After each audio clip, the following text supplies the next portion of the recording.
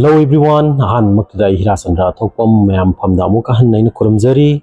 ngasi aina poriba video content sidi kana gumba akoigi marumpang yam thina tina pamba amasung marumpang yam leiba pamba marumpang na khangde mari mata na khangde ayung thang khangde makoina har mating amani rakpa matamda makoigi damakta satpa thokpa amasung makoi se yam thina struggle tawba adugo mioi so oiba masigi mioi se asi hide mangda sikarma number na rule to ina hide mang sida mayam phamda ina ningsinga da baibu kana gumba ai channel se nawna yengbiriba natraga nawna lakpiba khangde makoi phamda ai request aibu ai channel se like tawiramo subscribe tawiramo amasung bell icon nambiramo haina masi matangde ina aham ningsingnari aduna asigo mioi sing se makoi se kar number 4 na rule tawe number 4 se kana no haima tamda isam samna habada number 4 se rahu ko rahu hani su khang number 4 na rahu na rule tawe moise aduna kana gumma khoigi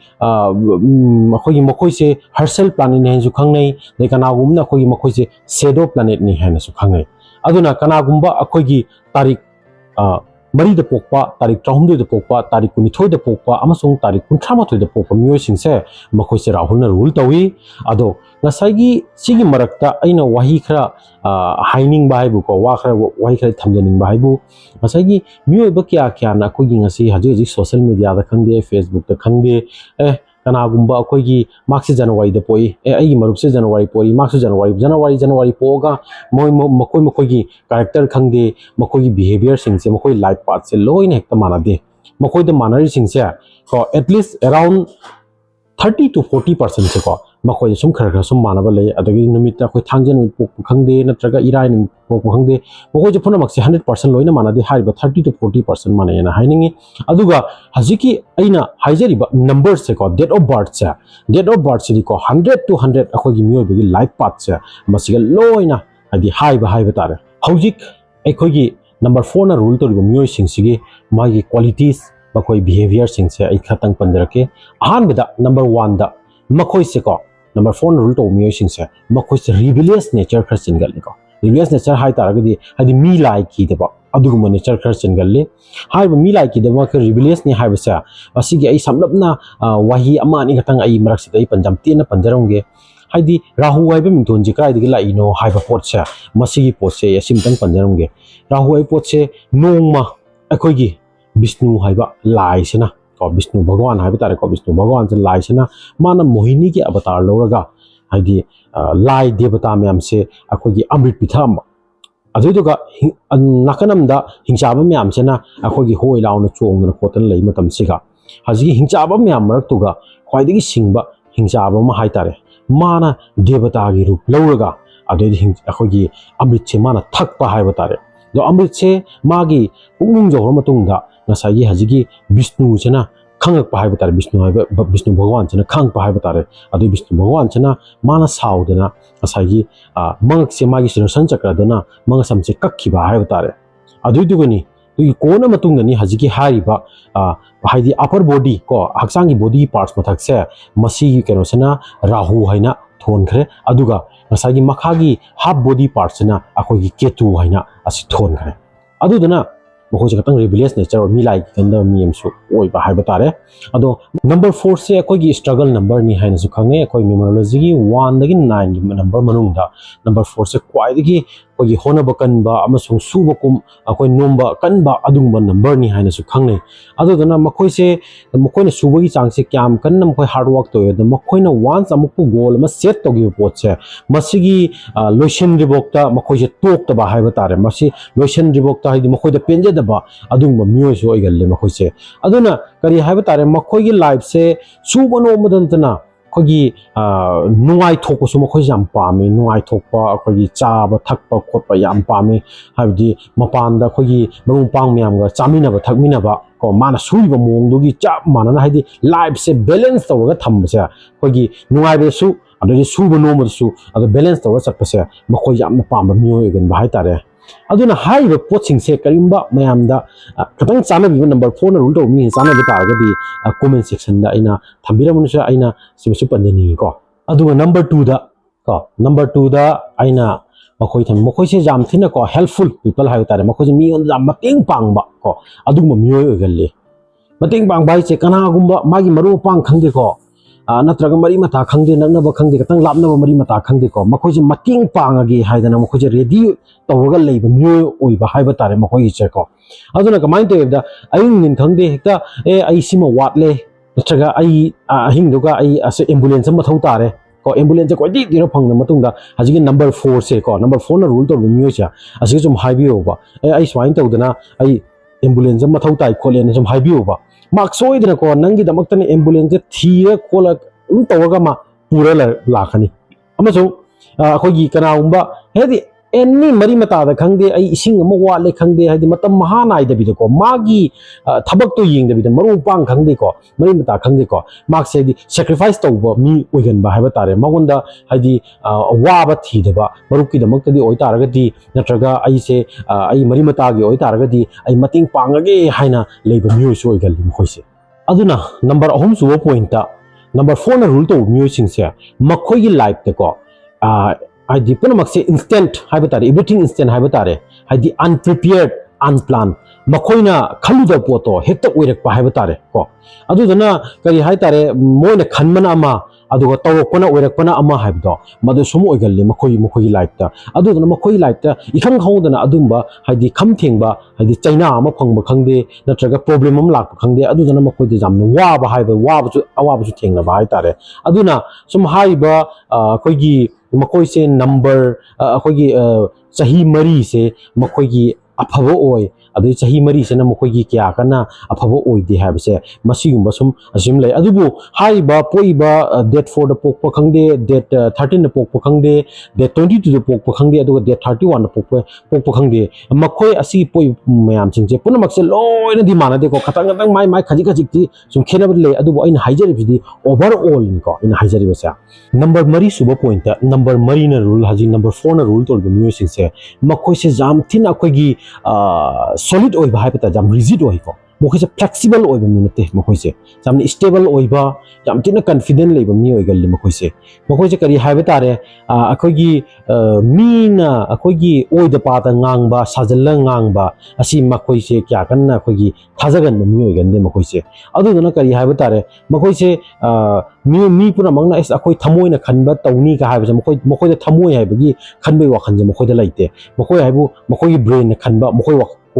kok to khan poto madu do ni haine ko makhoi adunum thaje makhoi jam practical oi ba haiba tare ajige number 4 na rule toriba kana umba akhoi tarik mari de pokpa tarik 3 de pokpa tarik 19 de pokpa amasung tarik 13 de poiba mi sing se number 5 suba point ta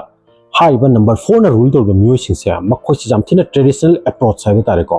haiba di hanagi ipa ipuna thamami ba akhoi gi inat lining khangde natraga ipa ipuna akhoi gi tradition thamba custom khangde ko masi si makhoi se thajaraga chatpa ko hajik kan gi ano arak laiba ano ba akhoi gi mahau akhoi taste lo se makhoi pangon mi oi gande akhoi gi kari haiba tare hanagi ipa ipuna thanam se masi ga oina akhoi chachabana nuai chei haiba adugo mi oi so oi gal makhoi se aduna kari haitare aduna hanagi thokiba thodok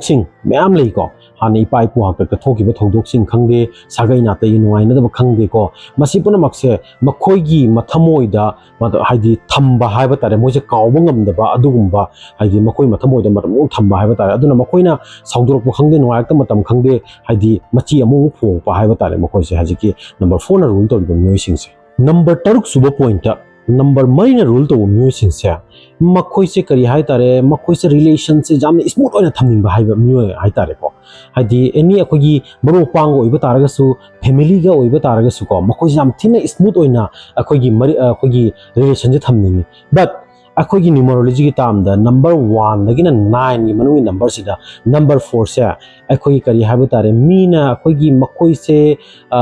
misunderstood to ba haiba tare ko makhoi mathamoi nungi wa se mina khangba jam wa ba haiba tare aduna kari haiba tare makhoi se mina sum makhoi na phana mateng pang ba taraga su phana mateng pang ba taraga su last mina makhoi je ekta haidi blame to bi ba haiba tare mirai bi ba haiba tare adu mo sum oigalli haji number 4 na rule to mi sing se hojik number kogi mari na rule to mi sing sigi makhoi kari hai tare problem amasu makhoi weakness se ai anjarake अहम point मकोई से करी है तारे खरा flexible ओइदबा है तारे मकोई की life से को मकोई वखन से अदुना खरा फ्लेक्सिबल ओइबा खरा तमसी आइना खल्लिबा जाम रिजिड ओइबसु फत्ते को हाबदि आइना खल्लिमी आइना तौनी है पोदम तौनी है पोतो मदुगी पोतो खरा खनब लेपिउ हाइदि मीना हाइबसु खरा ताबिउ को हाइदि इसाना हेक्ता खल्लिमी इसाना हेक्ता तौगा फनी है पोतो अदु खतंग तंग थादो पिरगा मीना हाइबसु खरा ताबिबा को मीना हाइबसु इनबा तारगदि ख्वाइदगी फनी कगिनो हाय मतमदा नंगी इमुंग मनुंग खंगदे नंगी दमक्ता फनबा हाइबदा ए असिना सि फदोरिमी नंगोदा एडवाइस पि मतमदा नत्रगा नंगी मरु पांगना नंगी एनी बिजनेस अमा तांग खंगदे एनी अखोगी असिगी थबके तवरदे अखोई सक्सेस ओइगनी हाइबा पोता कयंबा मखोगी वादो नंगा ताबुदि तारगा नंगा थवोइदना हाइदि नंगना खल्लिबदुना चुम्मी हाइना चटप तारगदि अदो ख्वाइदगी नंगी अचावबा असोइबनी हाइबदि अगी मरु पांगना खंगदे अगी इमुंग मनुंग हाइसिसु सोइदना नंगी दमक्ता अफबा एडवाइस ओइगनी हाइबसे अफबा एडवाइस तिसु लौसनमना फै हाइना असिमा अहानबा सि पॉइंट थमनिंगे नंबर अनी सुबो पॉइंट हाइबा नंबर मनी रूल तोरि मियोसिंगसे मखोइसे अखोगी फ्यूचर की खरा खनबा वाले को प्रेजेंट गिना नमना खनगल्ली को हजिक हजिक से नमना खल्ले अदा फ्यूचर की खरा खनबा वाले अदुना यारे दि फ्यूचर की खनबिउ प्रेजेंट की खनदबा यादे अदु फ्यूचर की नमना खनबिउ हैना सिमसो आई पंजनिंगी अदुगा नंबर अहुम सुबो पॉइंट हाइदि कनागुमना अखोगी नंबर 1 देना को न्यूमरोलॉजी की ताम मुतुगी नंबर 1 देना नंबर 9 की कनो से नंबर सिंगसिगा हाइदि मखोई सिंगसना एनी अखोगी फर्स्ट थबगमा अप्लाई तो खंगदे नत्रगा थबगम सुबो खंगदे अमुरक्ता सुम माइ पाई नत्रगा अनिरक सुम माइ पाई अदुगा नंबर 4 ना रूल तो मियो सिंगसिदि मोसि जाम स्ट्रगलिंग नंबर हाइबा तारे अदुदना मी ख्वाइना अमुरक्ता अनिरक्ता हाइदि सक्सेस ओइबा अखोगी माइ पाकु पोतो मखोइदि अहुम मरीरक मतुंगदा मखोइ माइ पाकदा कतंग कुइना चंगबा हाइबा तारे अदु मियोसो एगल्ले अदन मखोइना प्लानिंग तौ मतम मक्ता अखोगी लॉन्ग टर्म प्लानिंग से तौन को अखोइ थबा बिजनेस अम तौ मतम लॉन्ग टर्म प्लानिंग से तौबिनु शॉर्ट टर्म प्लानिंग से तौरा सुम सक्सेस ओइरा रुम सपि स्टेप बाय स्टेप तो लॉन्ग अखोगी लॉन्ग टर्म प्लानिंग से मखोइदा क्या कना सक्सेस ओइगंदे शॉर्ट टर्म प्लानिंग से यारे तौबिउ ngasai aina haijagiba akoigi date 4 da pokpa adedi date 13 da pokpa adedi date 22 da pokpa date 31 da pokpa khar sum khenaba lei haisa masi khenaba sai jumai petang banjarake date 4 da poiba myoi singsina हाइबदी ऐन ममांग दा हाइजरिबा चाही मरी मुक्से मखोई सुम कानाबा याम लाई अदई चाही मरी सेना मखोई कानाबा खर वाना लाई हाइबसे असे date 4 दा पोको म्योय सिंगी पॉइंट अमनी अदई डेट 13 दा पोको म्योय सिंगजना मो हाइदि ओवरऑल ngasai पुनमक से इन हाइजरि मैमसे मोद लोइन इंक्लूड ओइरेको अदुना काय कोई निम हाजि की हारिबा डेट 4 13 अदई डेट 22 डेट 31 दा पोकोदा ngasai di katang khwaidi katang sonba date से हाइ तारगा डेट 13 जमा katang di soli अदुगा डेट 20 दे तो पोको मियो सिंगजना कमाइ तो हम तंदा ममांग दा चाइन हाइजगिदो एस मकोइदि हाइदि नंबर 4 ना रूल तोलबे सिंगसे मथमोइना खंदे अदैदि क्लास हाइदि मोइदि कोकना सुम खमोय वखनना खलक पोतो मोइ तौ हेबदो अदुबो नंबर 22 दा हाइदि डेट 22 दा पोइबसे मकोइसे करि हाइबा तारे खरसु असुम इमोशन सुम खर लेगनी अदुगा मकोइसे मसागी कोकते खनबदे हेन मखोई मथमोइने हेन सुम खरा खनब पोतो आदो मखोई आदो खरा थाजना सुम सकनी मखोई जामथिना फैमिली सु खरा आदि फैमिली के जामना केयर तो वाइदर को केयरिंग नेचर सु मखोई जे सुम लेगनगनी डेट 20 द पोइ मिसिंगसे अदुगा डेट 31 द पोइ मिसिंगसे मखोई से क्वाइदगी फबा हाइबा तारे डेट 4 डेट कनोदा डेट 13 डेट 22 डेट 31 से क्वाइदगी फबा नंबर ने को नंबर 4 ना रूल तो बुदा डेट 31 पोक म्यूसिंग से जामथिना इंटेलिजेंट ओय मखोइ से को जामथिना इंटेलिजेंट ओय अदोइदि मखोइ से मी गी मतेंग पांगबो जो खोगी मी लाइकी दे बाय तारे मतेंग फदना पांगबा को जामना फबा हाइबा तारे मीना सु याम याबा को मरु पांग याम मतिनाबा अदुगम म्योइ सो ओइगले हाजिगी नंबर 31 दा तंतो हाजि म्यूसिंग से अदुगा मखोइ से कतकरी हाय तारे खतंग खोगी खरा खरपोंग चावसु मथमोइदि सुम खरा सुम यावी को मखोइ से हाजि 31 दा पोपसिंग जे को खरा प्राउडनेस हाय तारे को मखोइ से इगो खरा सुम खरा चेन बा हाय तारे Hajik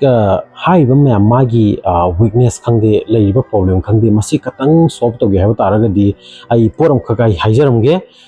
number 4 na rule to riba hai ba poiba number date 4 da poiba date 13 da poiba date 22 poiba 31 da poiba music se yaragadi aikhogi huida